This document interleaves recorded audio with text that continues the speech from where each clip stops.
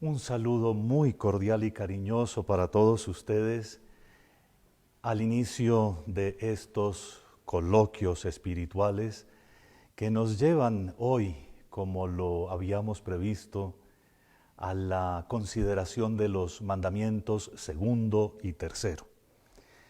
Como lo recuerdan ustedes, hemos venido comentando el Sermón de la Montaña, los capítulos 5, 6 y 7 del Evangelio de San Mateo, que contienen la carta magna del reino de Dios, es decir, la constitución misma, la organización, y que, por supuesto, cuando los repasamos, es una organización eminentemente espiritual, pero tan profundamente humana.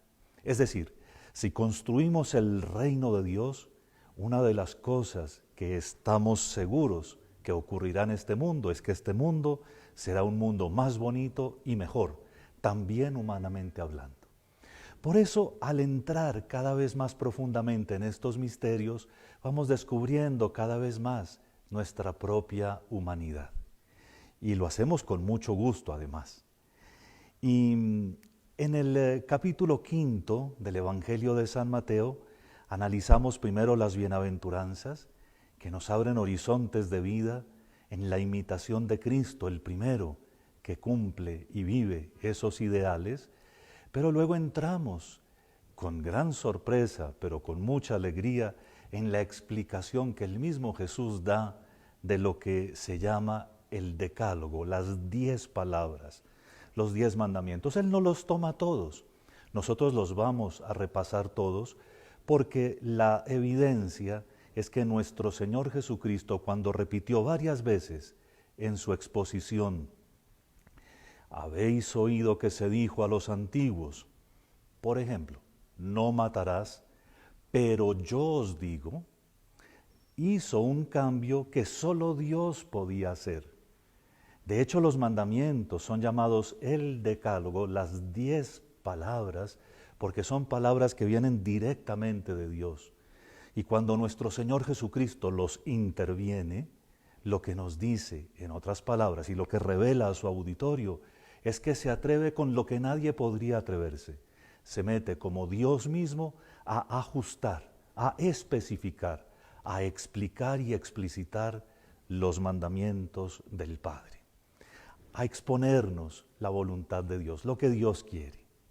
Pero en fin, como se trata de coloquios que hacemos en la presencia de Dios y de manera particular y especialísima con Dios mismo, que es quien nos habla en su palabra, comencemos entonces en el nombre del Padre y del Hijo y del Espíritu Santo. Amén.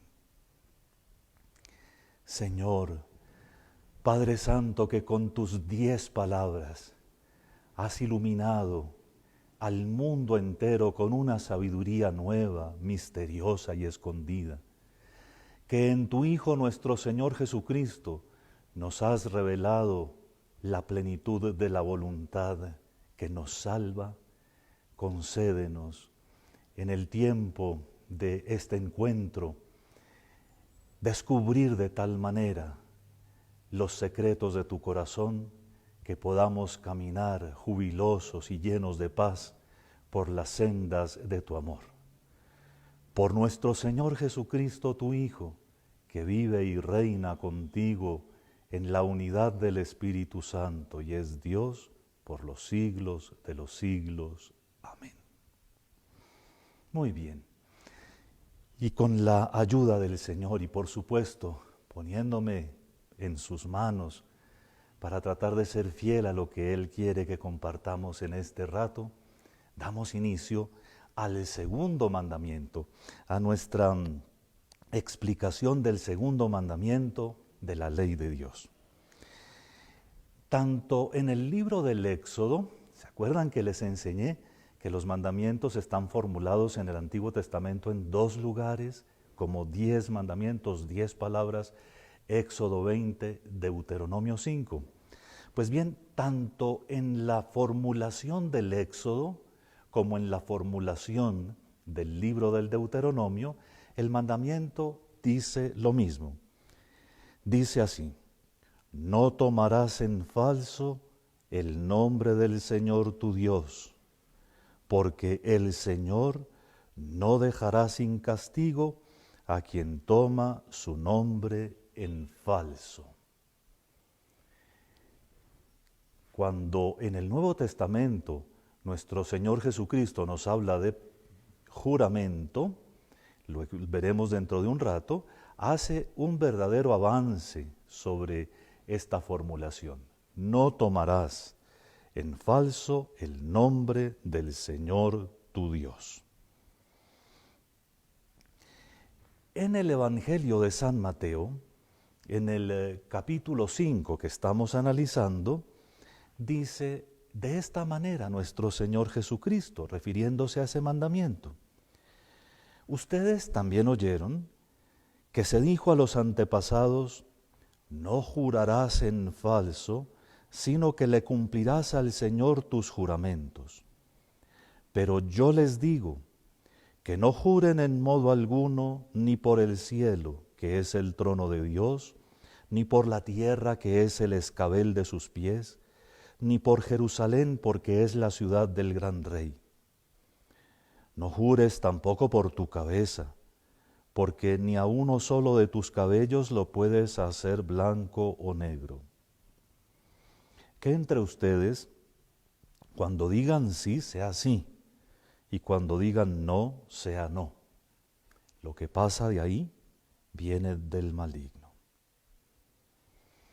Tomar el nombre de Dios en falso, en la mente de nuestro Señor Jesucristo equivale a un juramento.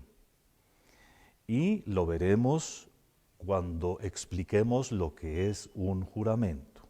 De hecho, un juramento es siempre, invariablemente, poner a Dios por testigo de que lo que decimos es conforme a la verdad. Eso es el juramento. Siempre que yo digo yo juro, o se lo juro, o vea le juro, está con el solo empleo de ese verbo diciendo yo pongo a Dios por testigo de que lo que voy a hacer o voy a decir es cierto. ¿Entienden ustedes entonces no tomar el nombre de Dios? Es que la verdad es que no solo cuando se trata de juramentos oficiales, a veces necesarios ciertamente, sino cuando usamos en la expresión cotidiana esta clase de formulaciones, estamos poniendo a Dios por testigo de las cosas que decimos. Y allí queda clara entonces también la otra formulación que nosotros conocemos del mandamiento tal y como está en nuestro catecismo, no tomar el nombre de Dios en vano. Porque como lo veremos en el desarrollo de lo que vamos a decir, pues también se refiere a eso. De hecho, anticipémoslo. El segundo mandamiento tiene por valor supremo el respeto de Dios, el respeto de su nombre. En el lenguaje de Mateo 5, el juramento es lo que es, pero equivale también a una promesa solemne. Fíjense, les repito lo que les leí, no jurarás en falso, sino que cumplirás al Señor tus juramentos. Entonces, como ustedes logran captar rápidamente, cuando hablamos en cristiano, cuando escuchamos a nuestro Señor Jesucristo ajustar el segundo mandamiento, habla de no jurar en falso, pero además de cumplirle al Señor los juramentos. Y queda introducida entonces también una categoría nueva que podríamos llamar el voto.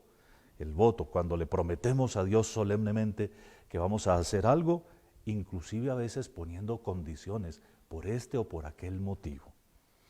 Pues bien, permítanme, para proceder ordenadamente, hacer algunas precisiones sobre la manera como nuestro Señor Jesucristo entiende el segundo mandamiento. Todo a partir del texto que acabamos de leer de Mateo 5, 33 a 37. En la formulación que tenemos en el Evangelio de San Mateo, ustedes ven que se evita de todas maneras hablar de el nombre de Dios. El nombre de Dios. No se menciona allí. Como se dice en Éxodo y en Deuteronomio. Y es que se asume que todo juramento, por el hecho de solamente decir yo juro, se hace en el nombre de Dios. Debo explicarles aquí algo muy particular del Evangelio de San Mateo. San Mateo, que es un judío que conoce bien su tradición y que expone el Evangelio a pueblos judíos convertidos al cristianismo, mantiene unas tradiciones preciosísimas del Antiguo Testamento. Por ejemplo, ese de no pronunciar, de no hablar del nombre de Dios, o cuando se va a hablar de Él, de decir más bien el Señor, para indicar todo el respeto y la reverencia que uno le tiene al Señor. Si ustedes se fijan bien, en la liturgia católica nunca se habla de Yahvé. El nombre de Dios simplemente no se toca, y es porque nosotros, de esa piadosa tradición judía, hemos heredado la costumbre de respetar el nombre de Dios. En Biblias como esta que tengo ante mis ojos, que tiene la traducción que usamos en la Sagrada Liturgia, cada vez que se menciona el nombre de Dios, se dice más bien el Señor, y ya lo entiende y lo sabe uno. Mateo puso esto en práctica, y en su Evangelio, por ejemplo, ustedes no van a encontrar nunca que se diga el reino de Dios, sino que él usa otra expresión y dice el reino de los cielos. Y es para tratar de cumplir con tanto cuidado el segundo mandamiento, que no use ni siquiera la palabra Dios en vano. Atención, porque nosotros somos demasiado frescos cuando se trata de hablar de las cosas santas y de hablar del nombre o de la persona de Dios. En la Biblia, el nombre indica la misión de los seres humanos. Jesús es Yahvé que salva, y José traduce el salvado. Y así sucesivamente podríamos seguir en la interpretación de los nombres, pero no se trata de eso. En la Biblia, los nombres normalmente indican la misión del que los lleva. Pero Dios es Dios, y su nombre indica su esencia. Por eso cuando Dios mismo se dio a conocer en tiempos de Moisés, revelando una plenitud muy grande de su misterio, dijo, yo soy. Si me mandan a preguntar, bueno, ¿quién es el que lo envía a usted? ¿Qué digo? Diga, yo soy, me manda. El nombre de Dios indica la naturaleza misma de Dios, su esencia. Indica pues su condición. No digo su persona, su condición tripersonal. Cuando se habla del nombre de Dios, se habla de Dios mismo, del Padre y del Hijo y del Espíritu Santo, de Dios que es tres personas distintas y un solo Dios verdadero. Por eso cuando decimos Dios en la tradición católica con tanto gusto, con tanta serenidad, hablamos del Padre y del Hijo y del Espíritu Santo, del único Dios vivo y verdadero. El nombre, entonces, apréndanlo por favor, representa, significa a la persona. En el caso de Dios, su esencia misma, su divinidad. Por eso va respetadísimo el nombre de Dios. En el caso nuestro, la misión que tenemos. Tal vez ustedes entenderían esto un poquito mejor cuando hablamos o recordamos algunas tradiciones de los monasterios antiguos, de los monasterios contemplativos, o la tradición del nombre del Papa, que se cambia. En el caso del nombre del Papa o del nombre que se ponían algunas religiosas, con el nombre nuevo significan su misión. Y así Jorge Bergoglio quiere llamarse Francisco para indicar la misión que experimenta que Dios le ha confiado. Ahí podemos entender cómo el nombre representa a la persona. Pero también hay otro detalle de la cultura misma que nosotros manejamos que nos hace entender mucho mejor este detalle. Y es lo siguiente: cuando nosotros vamos a cumplir con un encargo importante, dice, vengo en nombre de fulano de tal, en nombre de mi mamá le pido que me preste por favor tal cosa. En el nombre de otro es ir en reemplazo del otro. Así que en este mandamiento, por supuesto, va respetadísimo el nombre de Dios, el nombre de Dios. Segundo, de la formulación de Jesús también tenemos que recordar esto que ya les había dicho, que a los juramentos que se hacen por necesidad, cuando es necesario, por ejemplo, dar un testimonio bajo la gravedad de juramento, es decir, que sabemos que Dios nuestro Señor lo aprueba, se agrega también las promesas que le hacemos a Dios. Con Dios no se juega. Si yo le prometo a Dios algo, lo debo cumplir. Y si no lo cumplí, tengo que confesarme de algo realmente grave, porque Dios es Dios y merece todo respeto. Pero entonces, ¿esto quiere decir que hay unos juramentos que son necesarios y que son buenos? Por supuesto. Cuando la autoridad que es competente para pedirme un juramento lo hace, yo debo jurar y debo actuar bajo juramento. Es decir, consciente de que he puesto a Dios nuestro Señor por testigo de lo que estoy diciendo y que por lo tanto no puedo faltar ni un milímetro a la verdad, porque es Dios.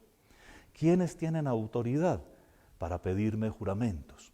La tienen, por supuesto, los jueces de la República, legalmente, válidamente establecidos como tales. Lo tienen los párrocos, por supuesto, o también otros sacerdotes cuando se trata de asuntos para los cuales la Iglesia los ha delegado. Lo tiene, por supuesto, el obispo. Estas autoridades pueden pedirme juramento y yo debo darlo.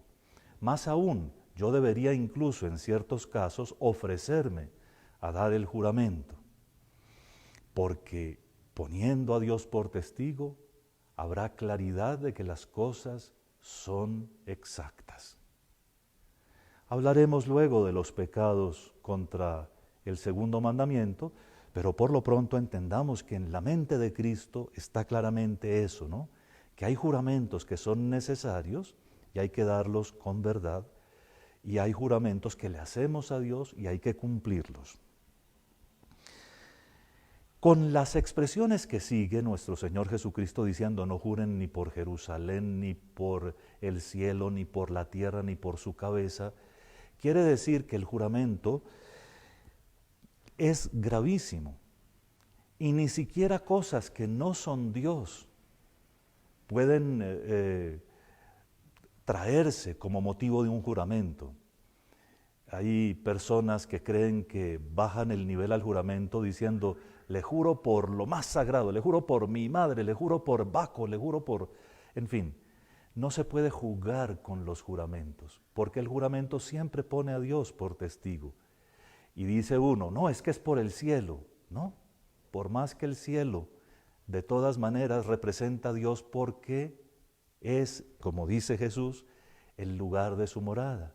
La tierra tampoco, es el estrado de sus pies.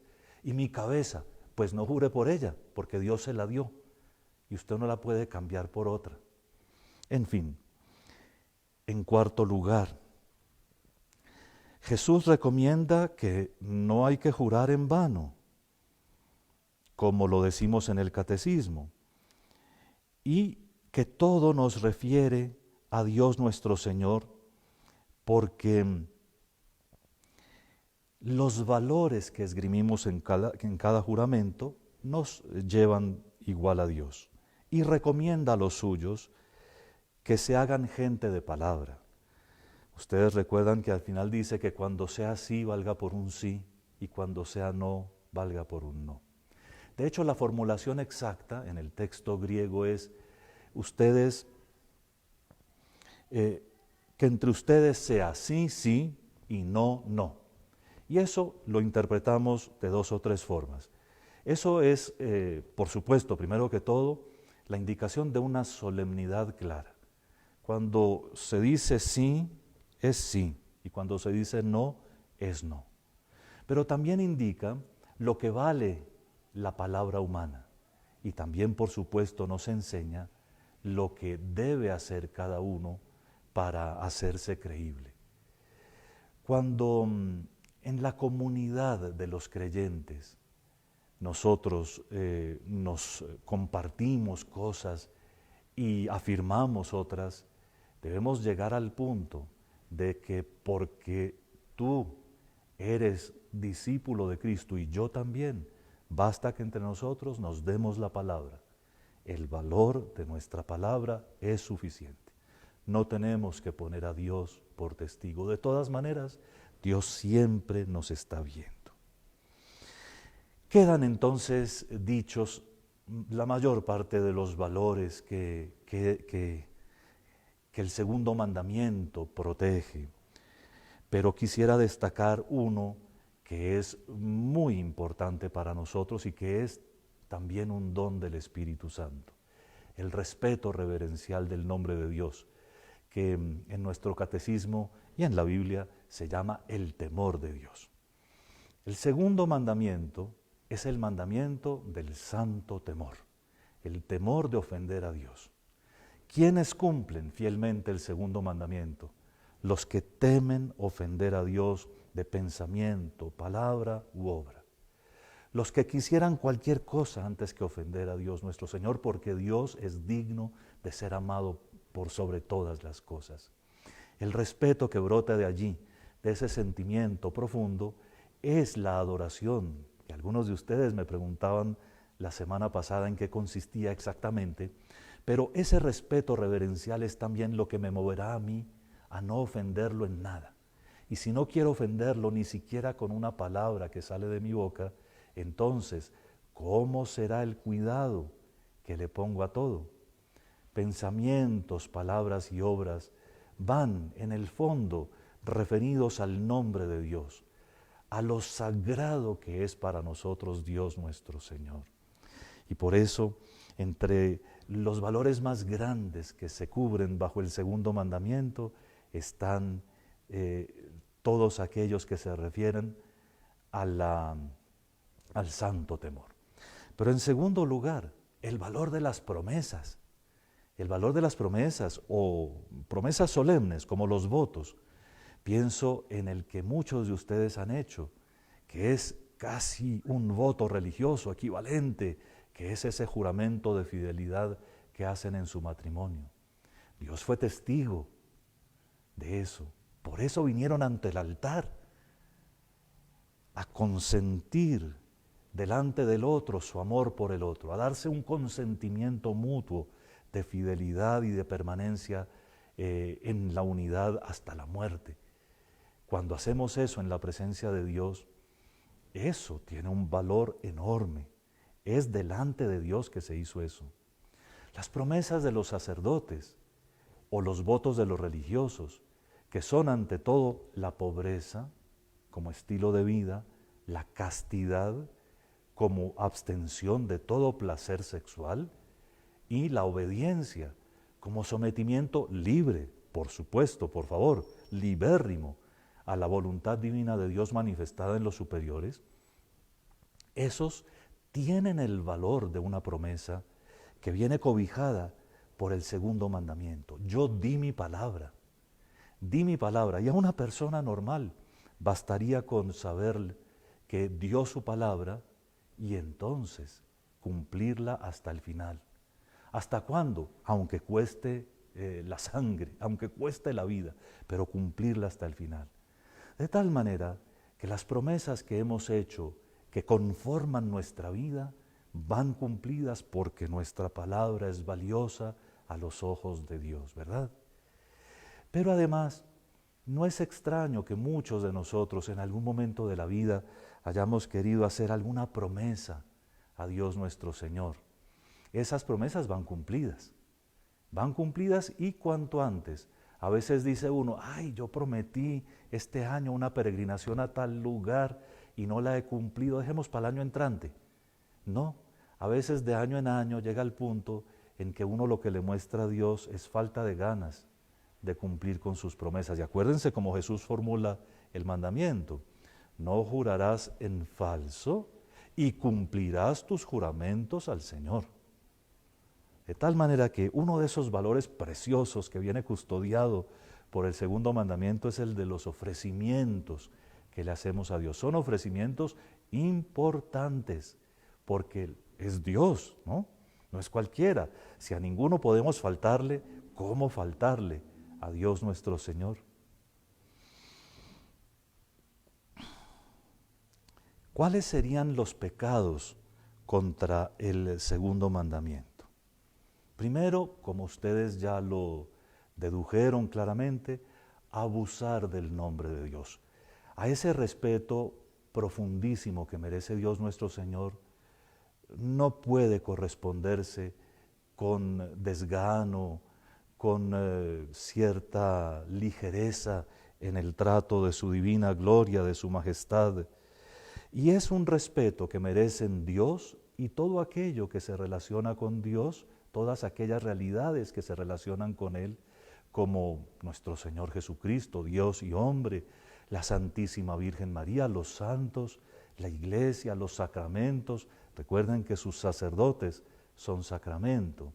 En fin, todo lo que se refiere a Dios viene respetado por el segundo mandamiento.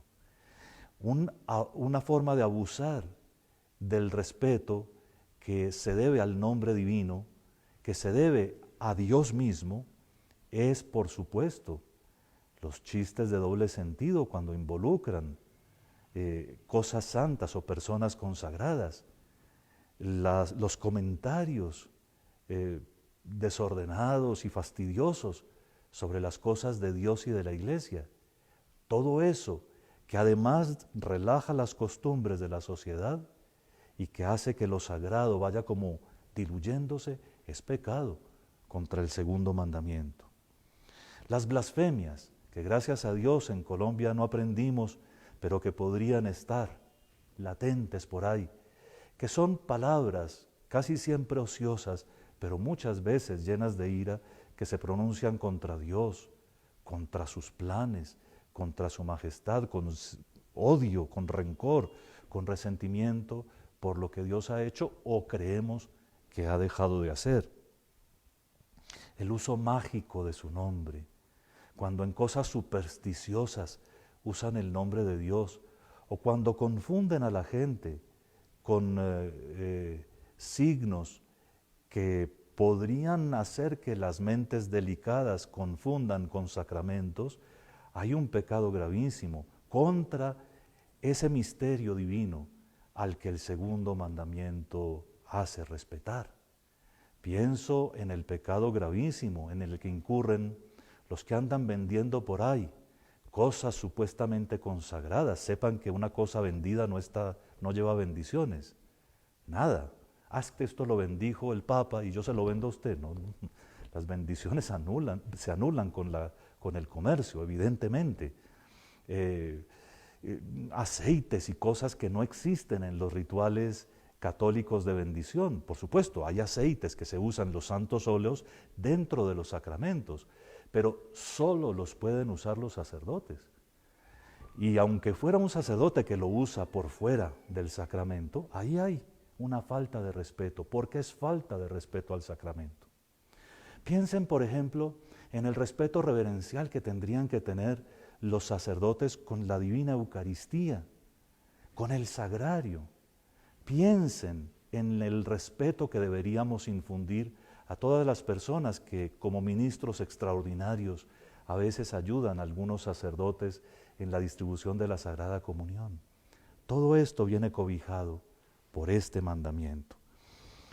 Y finalmente el que es el pecado más evidente, el perjurio. En Colombia existe un delito que es el perjurio y que consiste, cuando lo prueban las leyes civiles, las leyes del Estado, en haber faltado a la verdad cuando se dio un juramento. Resulta que en ambiente de pleitos de juzgado, eso hay que probarlo, pero delante de Dios no. Siempre que yo digo yo juro, pongo a Dios por testigo, y Dios siempre está viendo y siempre está oyendo.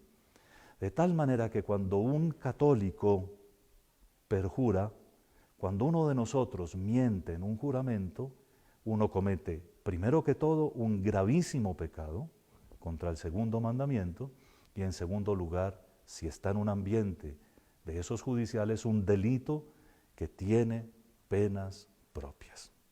Sepan eso porque los papeles que se hacen muchas veces en la iglesia, como por ejemplo los testimonios que se toman antes de los matrimonios en todas las parroquias, tienen el juramento con las dos dimensiones.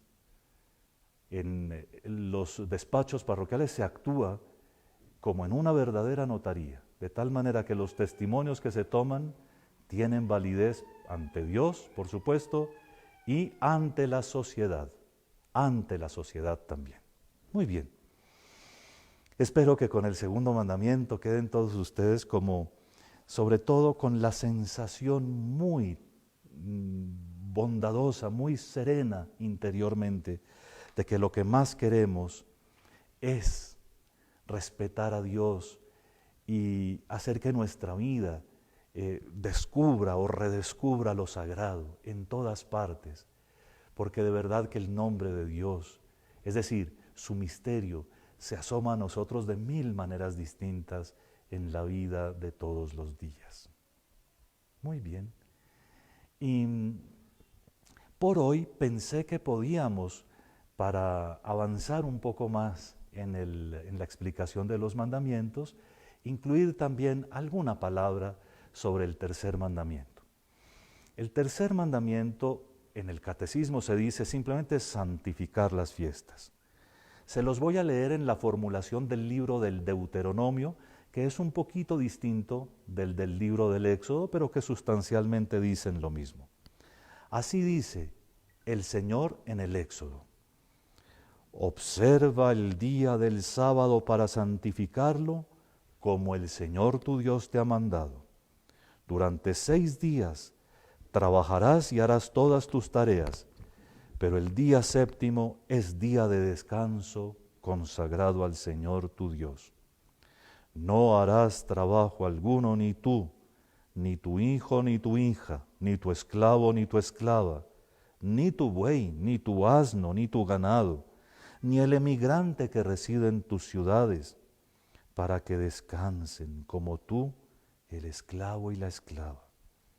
Recuerda que fuiste esclavo en la tierra de Egipto y que el Señor tu Dios te sacó de allí con mano fuerte y con brazo extendido. Por eso te manda el Señor tu Dios guardar el día del sábado. ¿Por qué quise tomar la formulación del libro del Deuteronomio? Porque le agrega como más explícitamente el sentido liberador al día del descanso. En la formulación del Éxodo está perfectamente claro y se refiere a la creación del mundo. Dios descansó el séptimo día, tú descansarás el séptimo día. Y se agrega también algo de no trabajar ni hacer otras cosas. Pero aquí queda clarísimo que la vinculación definitiva del mandamiento es con la liberación de la esclavitud. Es un día en el que hasta los esclavos descansan, porque Dios nos liberó a todos de la esclavitud.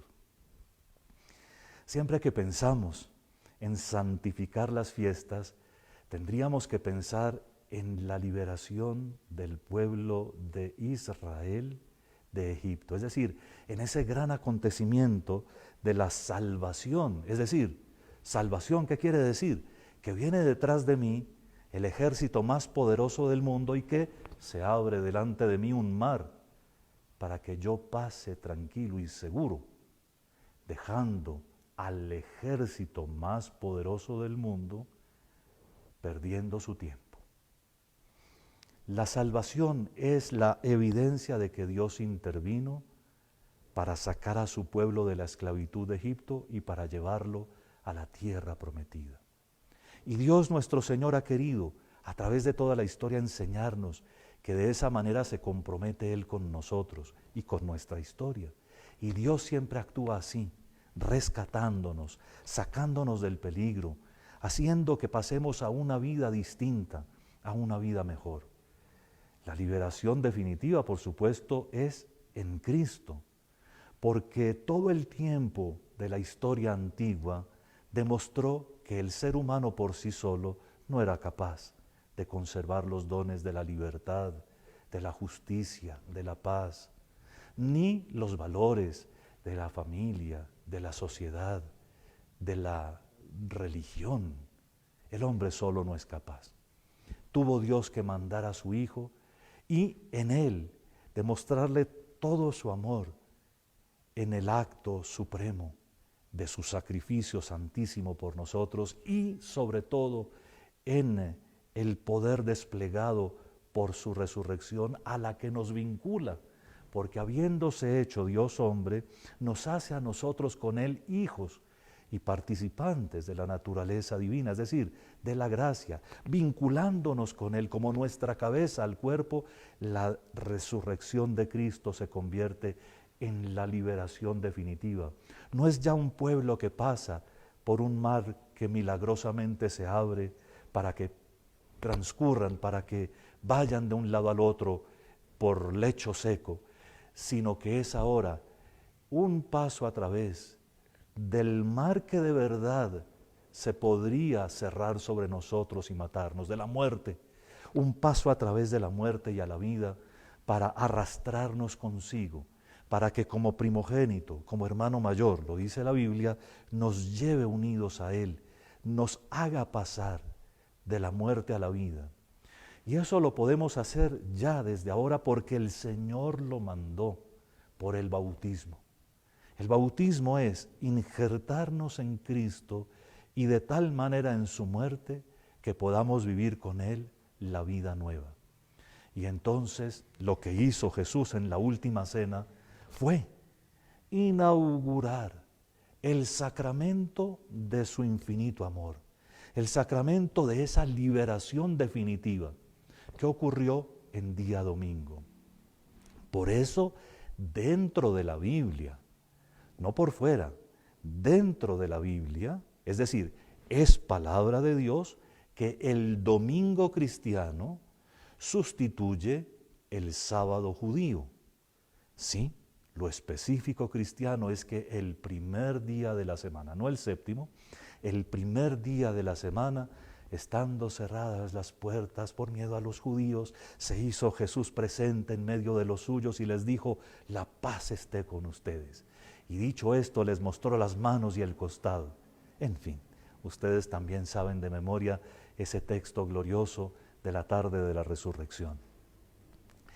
Cuando el Señor hace eso, pero después cuando lo refrenda en un domingo, en Pentecostés, enviando poderosamente el Espíritu Santo, queda clarísimo para la Iglesia que el día de su celebración sagrada semanal es el domingo, es el primer día de la semana. Y así está en el Evangelio, así está en los Hechos de los Apóstoles, de tal manera que no hay discusión sobre eso. Que por qué nosotros no celebramos el sábado, porque Jesús resucitó el domingo. Que por qué nosotros no guardamos las tradiciones judías, porque Jesús las cambió, pero no las olvidó. El domingo cristiano hereda una gran parte de la tradición judía, piadosa y devota, sobre el sábado. Lo que cambió nuestro Señor Jesucristo fue una observancia rigurosa y externa que no producía sino otras formas de esclavitud. Si Dios nuestro Señor con el mandamiento nos quería que cada semana experimentáramos libertad, era imposible que por poner una olla en el fogón cometiéramos un pecado.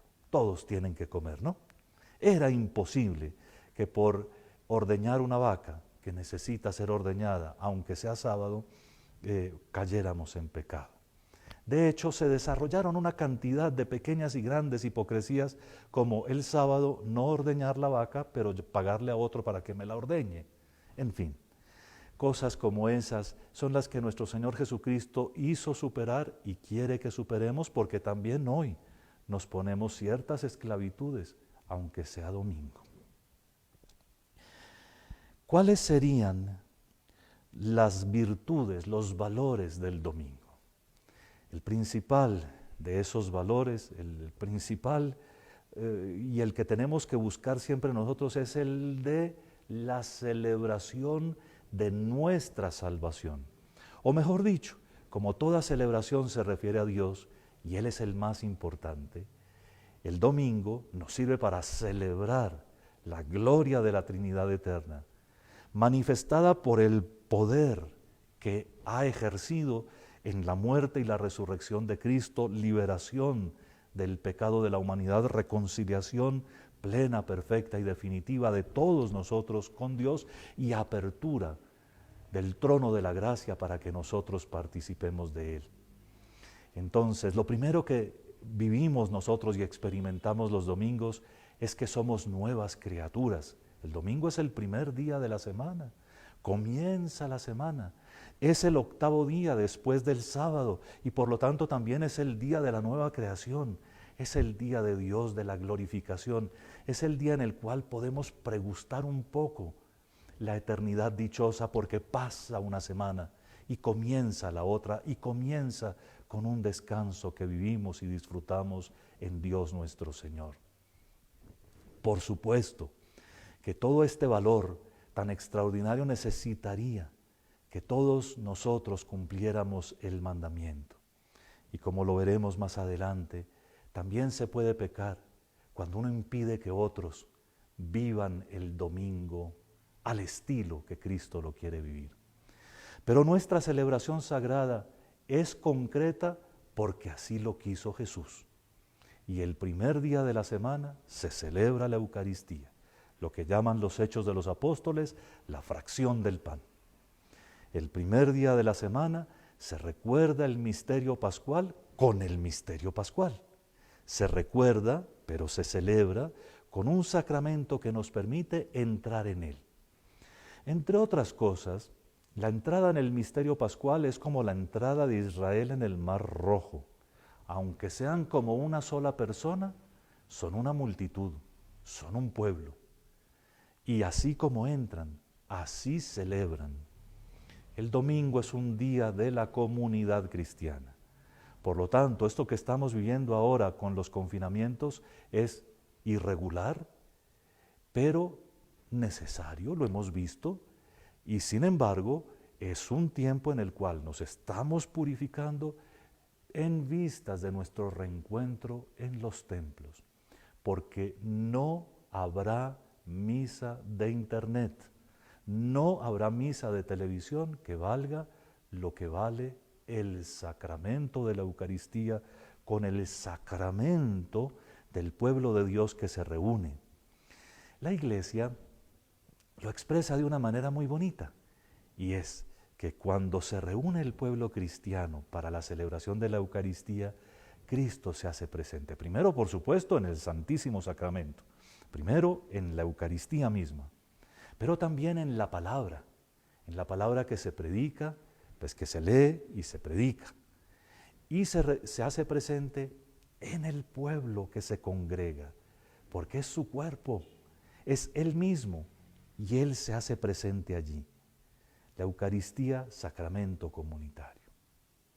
La Eucaristía, el domingo es también día de la familia cristiana. Por eso la tradición que algunos de ustedes recuerdan, que consistía en que un domingo se visitaba la casa de los papás del papá y otro domingo la de la mamá, era una tradición muy enraizada en la mente del Evangelio. Y esa visita familiar hacía que todos se sintieran más felices, más libres, pero que todos crecieran al lado de la fe de los abuelos, en las tradiciones más sanas, porque el domingo es día de familia. También el domingo es un día para la caridad.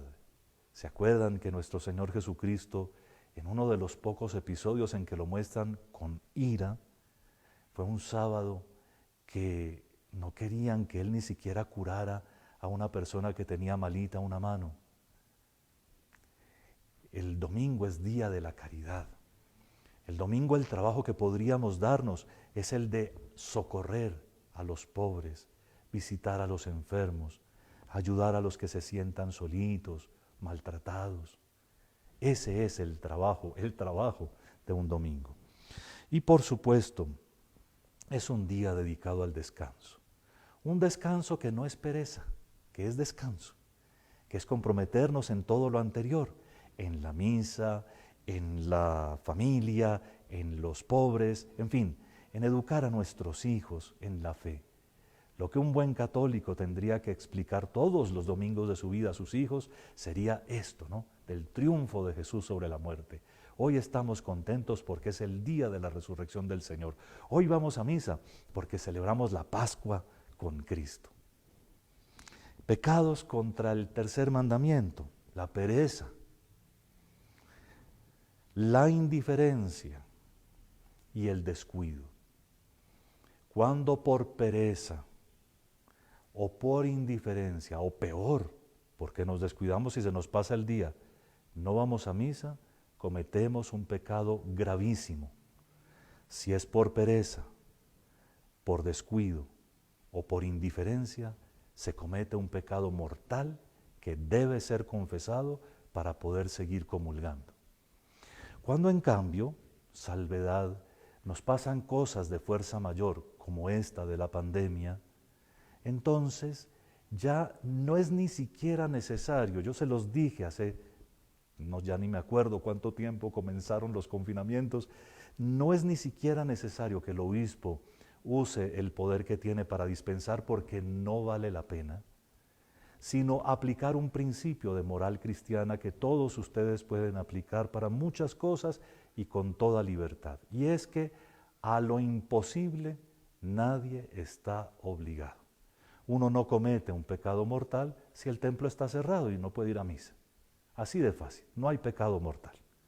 No hay pecado grave si las leyes legítimas, si las autoridades legítimas de la nación nos mandan a quedarnos confinados. Tenemos que obedecer. No hay pecado mortal si por una enfermedad o por el temor de transmitirla o de contagiarnos, un temor real, no paranoico, por temor no asistimos. ¿Cuál es la norma? La prudencia. Es decir, si yo tengo más de 70 años, aunque el templo esté ya funcionando, mientras no esté vacunado contra el coronavirus, pues todavía no voy. Si yo veo que se hace un tumulto a la entrada del templo, pues me quedo en la mitad de la plaza mientras pasa el tumulto y entro, aunque el mandamiento dice que debo ir a misa entera, todos los domingos y fiestas de guarda. En fin, para todo la prudencia, la prudencia.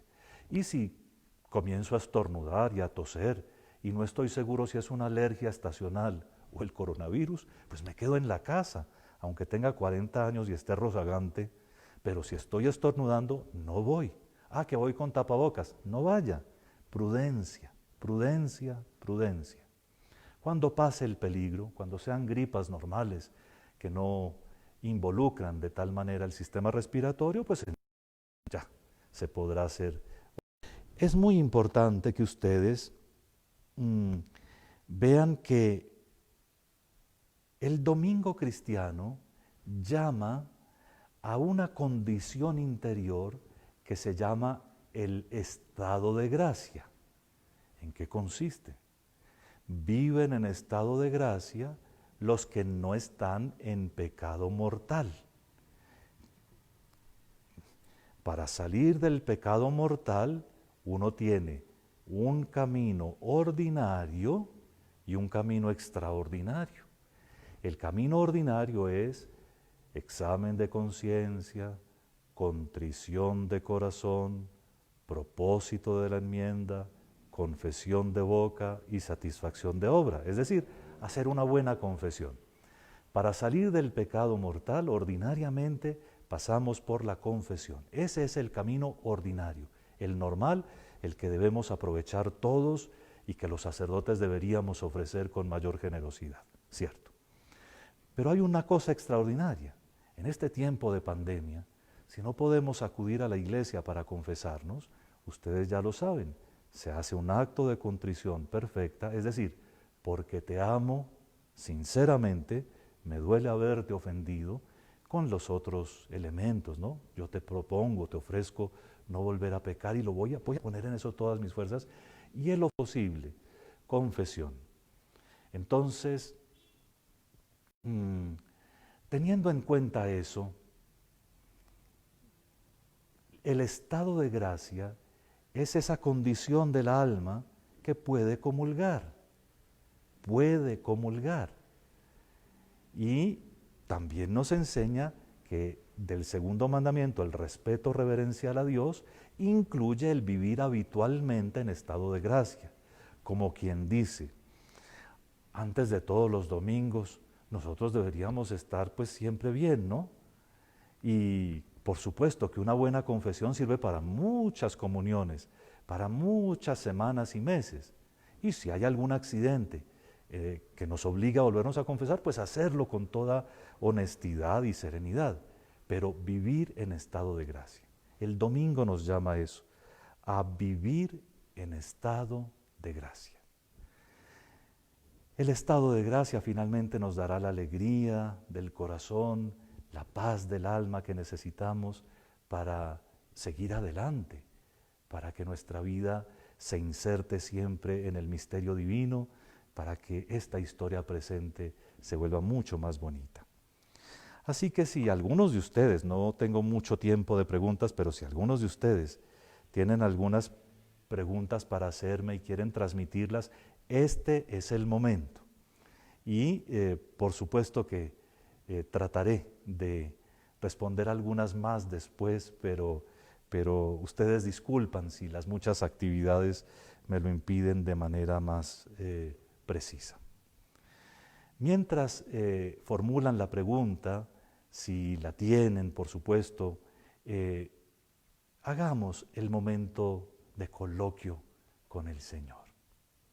Y digámosle, siempre de corazón a corazón, Dios conoce y nuestra sinceridad es definitiva. Es decir, siempre sintiendo que estamos delante de alguien tan grande, tan importante, pero también tan cercano, tan bueno. Con sinceridad profunda, digámosle, a la Trinidad eterna, ¿no? Dios, Dios mío, yo te amo con todo mi corazón, con toda mi alma, con todas mis fuerzas, con todo mi ser.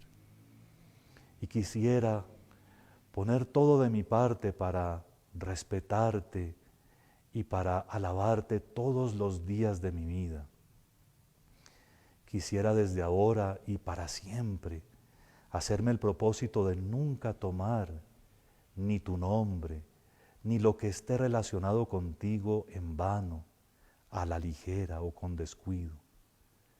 Te ruego que me ayudes a vivir siempre en estado de gracia, bendiciéndote y alabándote. Dame amor por la confesión, amor por la Eucaristía. Ayúdanos a superar pronto esta crisis que nos tiene alejados de nuestras parroquias y de nuestras celebraciones comunitarias. Y por favor ayúdanos a todos a vivir cada vez mejor el sacramento de la Eucaristía. Muy bien.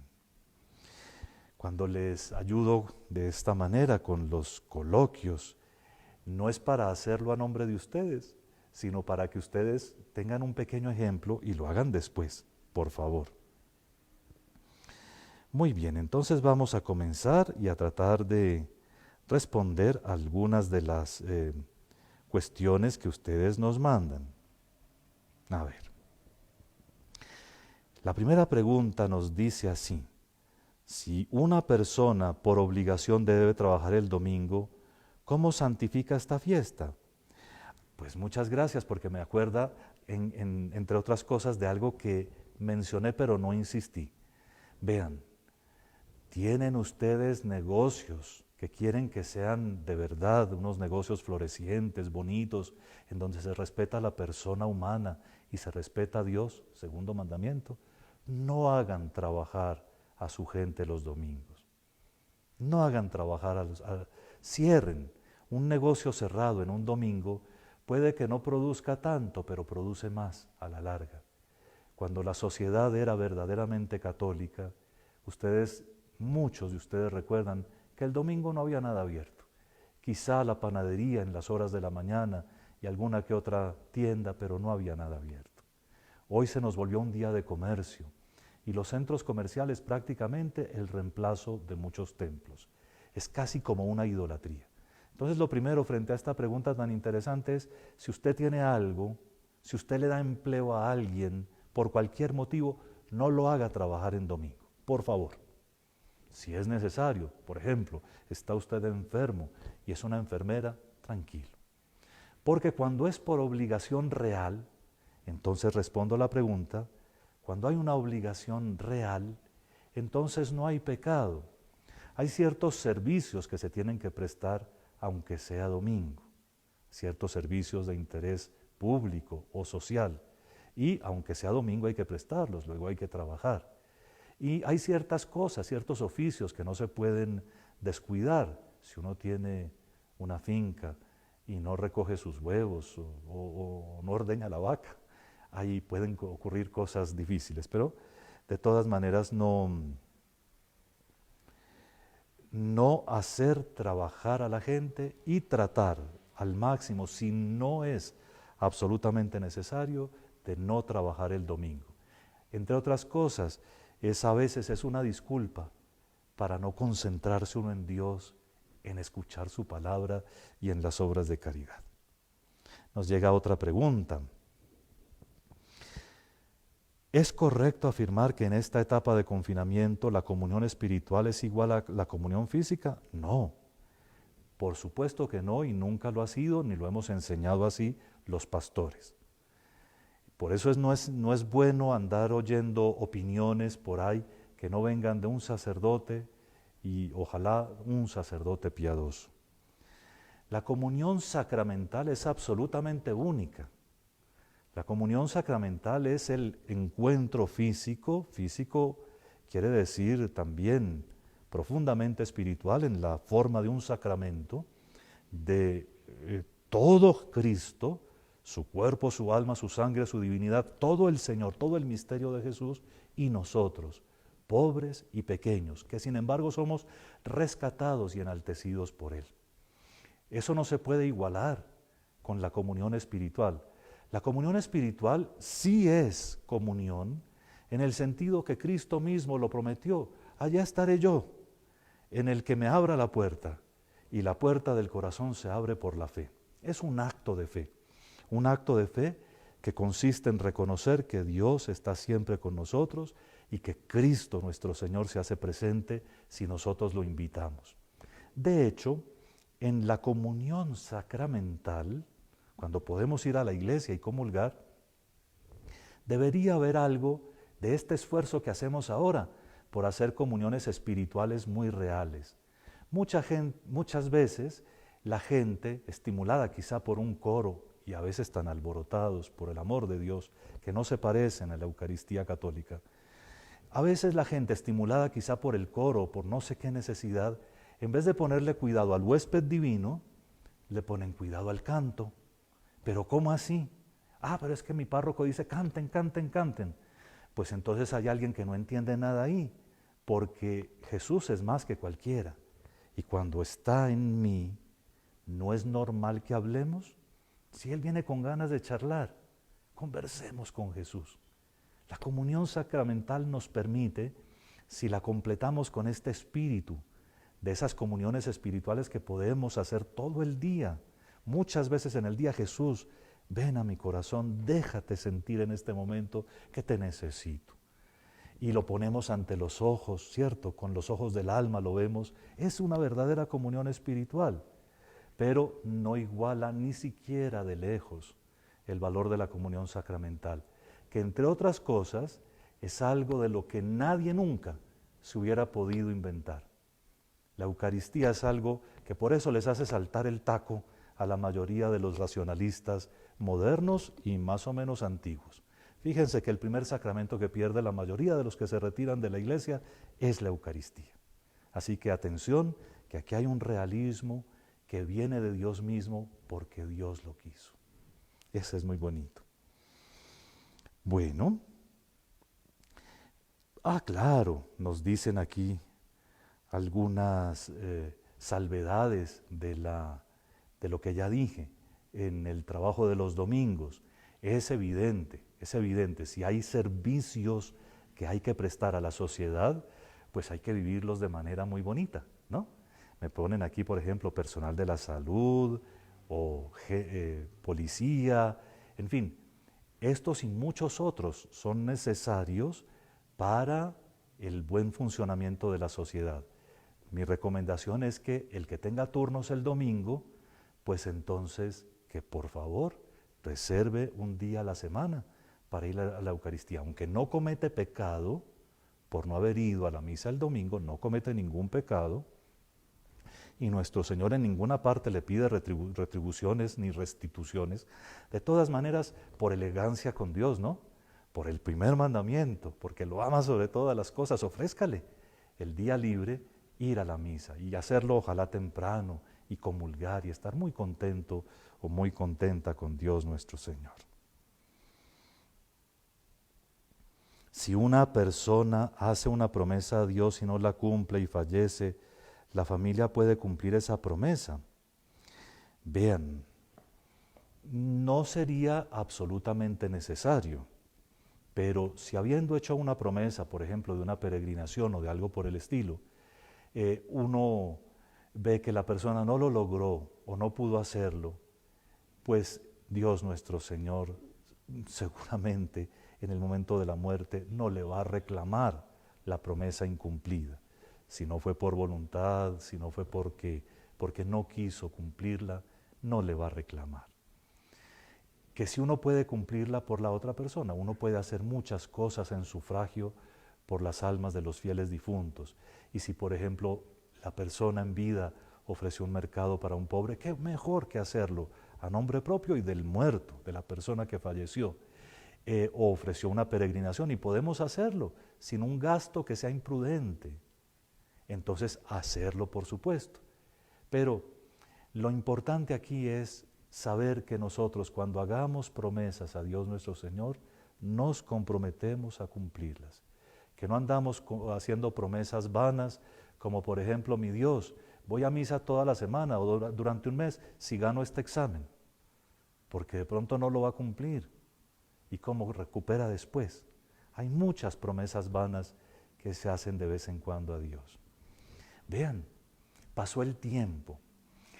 Repasamos 2 mandamientos, el segundo y el tercero. Para la semana entrante tocaremos solamente el cuarto porque por su extensión no vamos a poder abarcar mucho más. Pero trataremos de hacerlo siempre a la luz de nuestro Señor Jesucristo y de su Evangelio para que nosotros seamos educados de la mejor manera posible en Dios nuestro Señor. Que vivan estos mandamientos, el primero, el segundo y el tercero, que se refieren a Dios con todo su corazón y con toda su alma, que de esa manera los más beneficiados serán sus prójimos, porque viviendo bien con Dios, comienza uno a vivir bien, sinceramente, con los que nos rodean. Y que a todos los consuele y los conforte la bendición de Dios Todopoderoso, Padre, Hijo y Espíritu Santo. Amén. Feliz noche para todos.